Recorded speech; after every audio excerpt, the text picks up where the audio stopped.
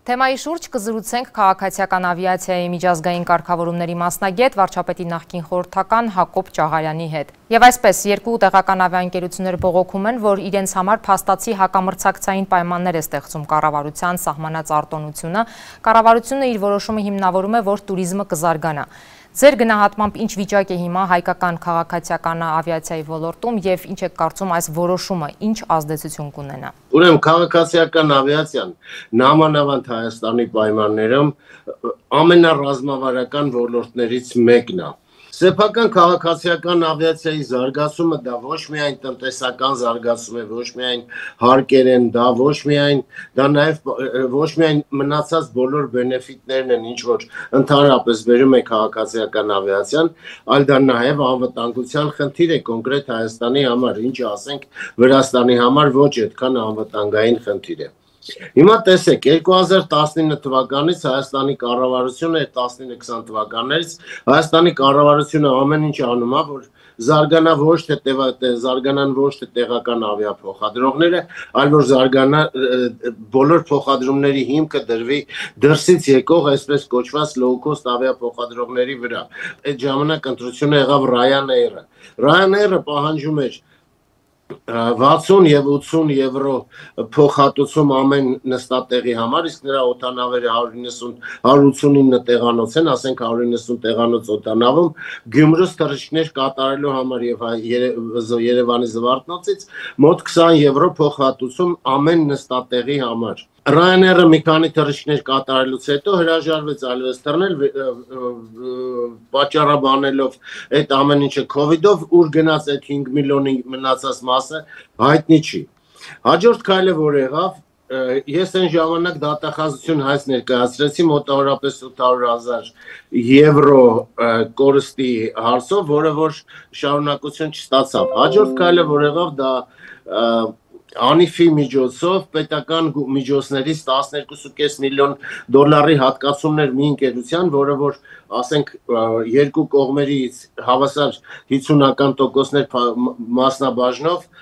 ասում եմ 50, որովհետև 49 եւ 2%-ը միջանկյալ, մի հավասար մասնաբաժնով պետքա երկուսի ծախսերը ընդամենը կազմեր 7-8 միլիոն դոլար ամբողջությամբ, եթե նույնիսկ ոչ մի թռիչք կատարած չլներ, ոչ մի կոպեկ վաստակած չլներ այդ ընկերությունը, բայց ընկերությունը եւ թռել է եւ վաստակել է, այսինքն դրույքները բարձրացան 5 միլիոնից դառավ 12.5 միլիոն։ Հիմա այսօր կառավարությունը հայտարարում է, որ վիզերի նոր ուղղությունների համար պատրաստ է հատկացնել 20,000 հայկական դրամ, 20,000 հայկական դրամ ամեն ուղևորի համար, եւ պետք է հասկանալ ամեն նստատեղի համար, ամեն ուղևորին չեն հաշվելու։ Եվ վիզերը հայտարարել է, որ ինքը հաջորդ տարվա ընթացքում հոկտեմբերից սկսած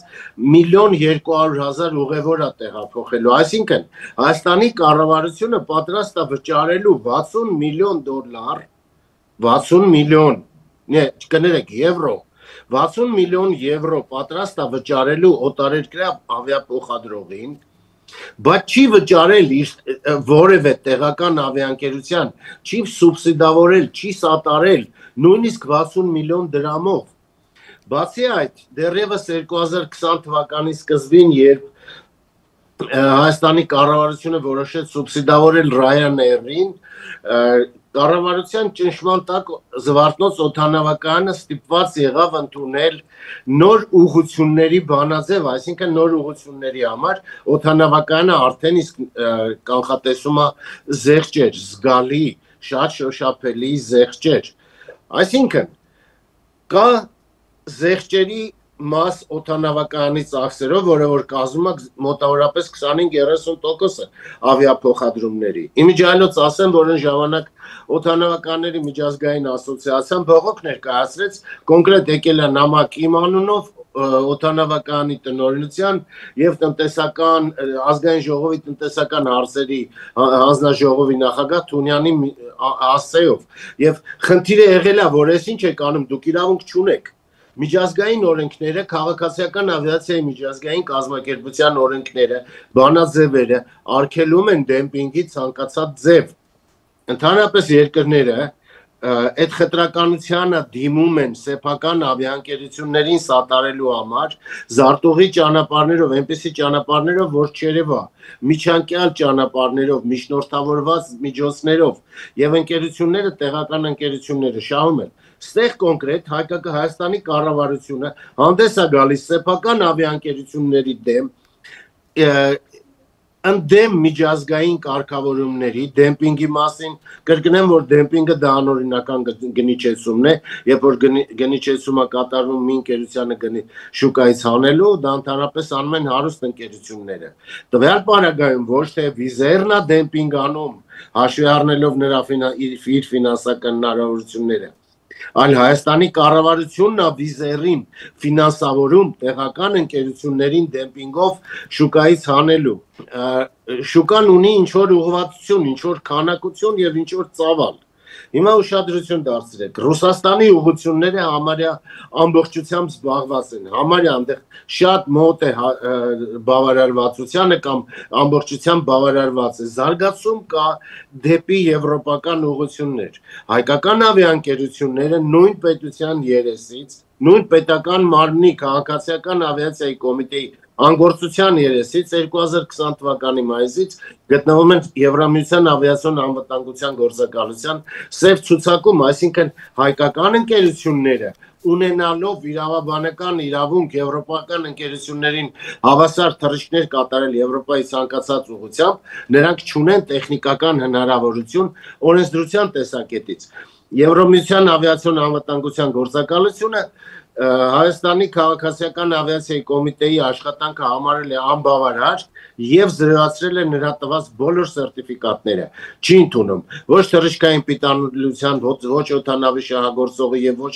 որևէ այլ սերտիֆիկատ։ Հետևաբար հայկական ավիաընկերությունները հայտնվել են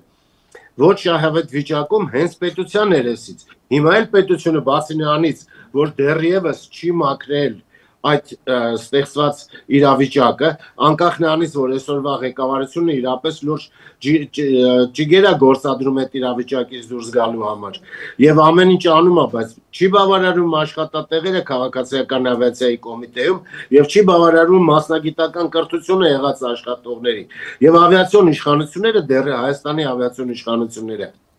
դեռևս գտնվում են Եվրամիության ավիացիոն անվտանգության գործակալության սև ցուցակում։ Հետևաբար հայկական ավիաընկերությունները թռիչքներ կատարել դեպի Եվրոպա չեն կարող։ Այսինքն ֆինանսավորել եվրոպական ընկերությանը Հայաստանի բյուջեի հաշվին, երբ որ կարելի էր անել հակառակը, ֆինանսավորել հայկական ընկերություններին։ Ելնելով այդ ամեն ինչից ես կասկածներ ունեմ, որ սա կոռուպցիոն ռիսկեր է պարունակում։ Նախնականը 5 միլիոն եվրո էր, հստակ կոռուպցիոն ռիսկեր էր պարունակում, երկրորդը անիֆը վարչապետ Փաշինյանի ասելով չստացված կոնտրակտ էր, ամբողջությամբ կոռուպցիոն ռիսկեր էր պարունակում, որ ընդամենը 12.5 միլիոն էր, հիմա էլ 60 միլիոն եվրոյի։ Ասեք, որ հայկական ընկերությանն է 60 միլիոն եվրո չէ, 60 միլիոն դրամ տրվել։ Անցած տարի խոսվում էր, որ արդեն 2025-ին Հայաստանը պիտի որ դուրս գա սև ցուցակից, քանի որ ջանքեր են գործադրվում։ 2000 ոչ։ Այս տարի արդեն 2025-ին։ Այո։ Արդեն այս տարի պիտի որ դուրս գար, այսինքն նման կանխատեսումներ էին հնչում։ Արդյոք դուք ինչպես եք գնահատում այդ հնարավորությունը եւ ձեր կարծիքով սև ցուցակ ընկնելը ինչ է պետք անել սև ցուցակից դուրս գալու համար։ Գիտեք ինչ, նախ ես չեմ կարող գնահատական տալ, որովհետև այսօրվա քաղաքացիական ավիացիայի կոմիտեի, այսինքն երկրի ավիացիոն իշխանությունների հետ ես որևէ կապ չունեմ, ես տեղեկացված չեմ, թե ինչ աշխատանքներ են այնտեղ կատարվում։ Իսկ ընդհանրապես ինչ էր պետք այնտեղ անել, ես կառաջարկեի, որ ՔԱԿ-ը կամ տարածքային կառավարման նախարարությունը հայտարարեր կամ բացեր Եվրամիության ավիացիոն անվտանգության գործակալության աուդիտի արդյունքները, այնտեղ 50 կետով Հայաստանի Հանրապետության ավիացիոն իշխանություններին մեղադրանքեր ներկայացված, որոնցից 42-ը գնդակահարություն էր։ Այսինքն պետք է լուծել այդ խնդիրները, ինչը որ դրա այդտեղ նշված է։ 2019-ից 2020 թվականը եղել եք վարչապետի խորհրդականը քաղաքացիական ավիացիայի ոլորտում, եթե հիմա խորհուրդ տալու լինեիք, ինչ խորհուրդ կտայիք։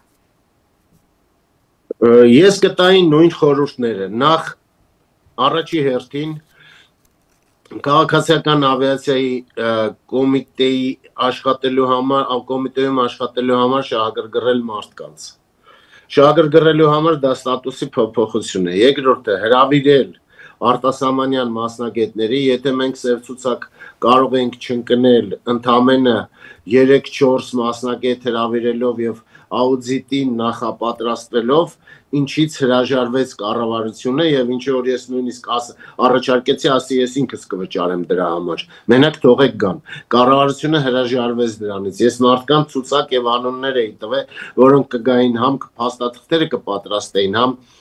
աշխատողներին կնախապատրաստեին, համ աշխատել կսովորացնեին ժամանակակից պահանջներով։ Դա չի նշանակում, որ մենք կորած պետություն ենք եղել։ Ուղղակի քաղաքացիական ավիացիան այն արագությամբ է զարգանում, որ անընդհատ փոփոխություններ են, անընդհատ ապդեյթներ են եւ անընդհատ պետք է հետեւել այդ ապդեյթներին։ Եվ պետք է կատարել այն բոլոր գործողությունները, ինչը որ պահանջում է քաղաքացիական ավիացիայի միջազգային կազմակերպություններն են պահանջում։ Դա լինի ICAO-ն, թե Եվրամիությանը, EASA-ն։ Շնորհակալություն։ Զրուցում էինք քաղաքացիական ավիացիայի միջազգային կարգավորումների մասնագետ վարչապետի նախկին խորհրդական Հակոբ Ջահարյանի հետ։